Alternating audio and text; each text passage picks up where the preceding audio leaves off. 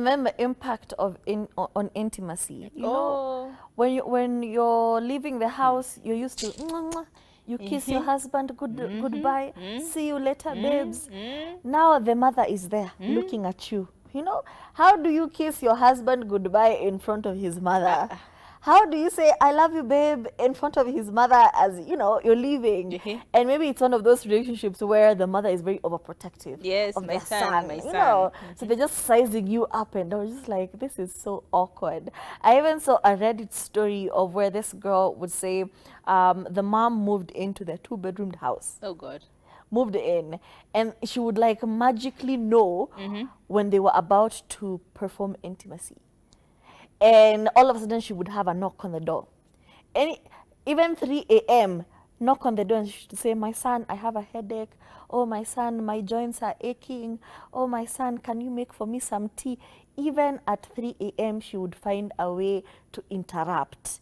And after 6 months, the girl was contemplating divorce because I'm not getting it. I can barely hug you. I can barely do anything with you in the house. We can't do a staycation because it's rude to not come back home. Leave someone at your house. Exactly. So, it's a thing. You can't, and even you also can't do these things. The intimacy sniffer. Yeah. They can sniff the intimacy. Especially if it's a limited space. Yeah. You're like, will this bed creak? Can they hear us from...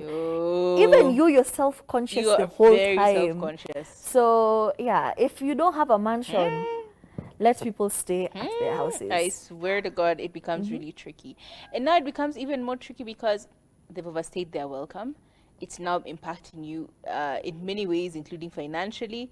Maybe they're starting to feel like they're not wanting to leave, like they belong here now. And therefore, they are now exercising their forceful squatters' rights. Because at this point, you are a squatter in my house. Squatters' rights. Squatter TikTok. Haendi, nimekuja, nimekaa. Legally. You know, and it's not just like the in-laws. Because we've really hammered on mother-in-laws. Some of them are very nice. Me, my mother-in-law is very nice. However, siblings. Can siblings also realize, bedhe, si kwetu ni kwangu? So they've stayed. Now you're starting to korofishana because you loaned them money, they've not returned the money. Mara, they're starting to sell your stuff. Because, you know, I saw you had extras. Now I'm just anyway. So it starts to become an issue to the point where you're like, nah, the legals needs to be legalized. You know, you start to get these people to court and get legal action against them. Police get involved. It is just so messy.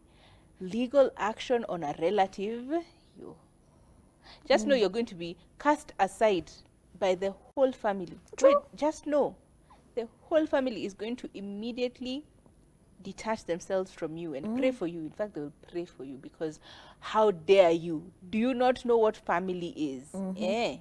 Wow, difficult.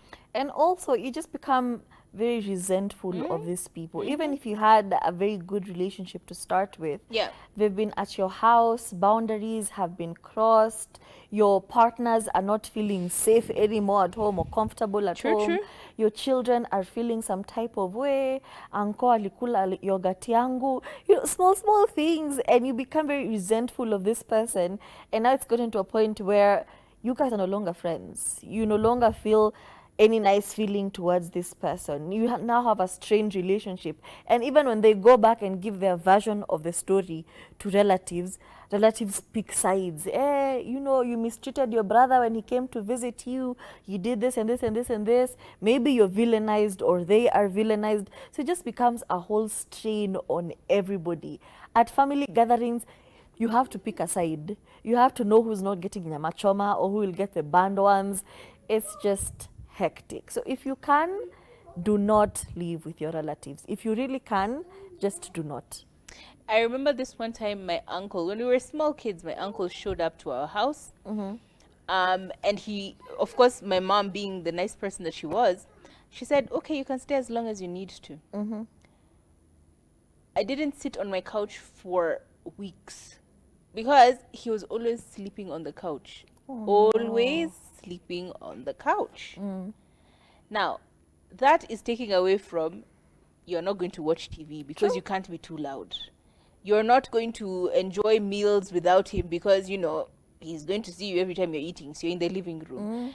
it became such a huge thing where you're walking on eggshells in your own home, and it just became very uncomfortable. And then their hygiene, especially personal hygiene. I feel like people come to your house and they come with their habits. The first day they'll clean up after themselves, the second day they'll clean up after themselves. After a while, you're the housekeeper, you are the cook, you are the everything. So some of these things can impact you in such a way. And I remember being a child, you know, you're in class 2, like, what do you know? But even now, that memory, when we started speaking about this, it just came up, and I remember how uncomfortable I was in my own home and how uncomfortable everyone else was. I don't even remember how he left, but honestly, I'm sure the day he left, I was very happy and excited. So why create a burden to other people? If you need assistance financially, sema. But if you really can, even you as a relative, if you really can avoid it, usiende kwa wenyewe. True. People start to look at you funny. You start to become disgusting to them. You never... that relationship just becomes weird in its own way. Yeah. And especially if you're not pulling your own weight. Especially there are people who do stay with their relatives and they're able to stay together for a long time and everything is good because at least they're being useful. You came to my house. When you eat, you clean up after yourself. You don't leave dishes in the sink. Not that you become a house help or you become a maid or a servant in this other person's household, but just pick up after yourself. Become useful. Offer to do some things. Just, be a good person. I completely agree. If you have any more opinions, thoughts, comments, have you stayed with an in-law or a family member for too long and you're just like, I just need to go. Remember that feeling when your brother comes in your bedroom and you're just like, what are you doing in my room? Get out. You think as an adult now you will change your stance? No, you become even more territorial. So have you experienced this? Let us know on the number 0770 729 366. Would you keep your relatives in your home? Let us know on the number or on the comment section on YouTube. And until tomorrow, same time, same place.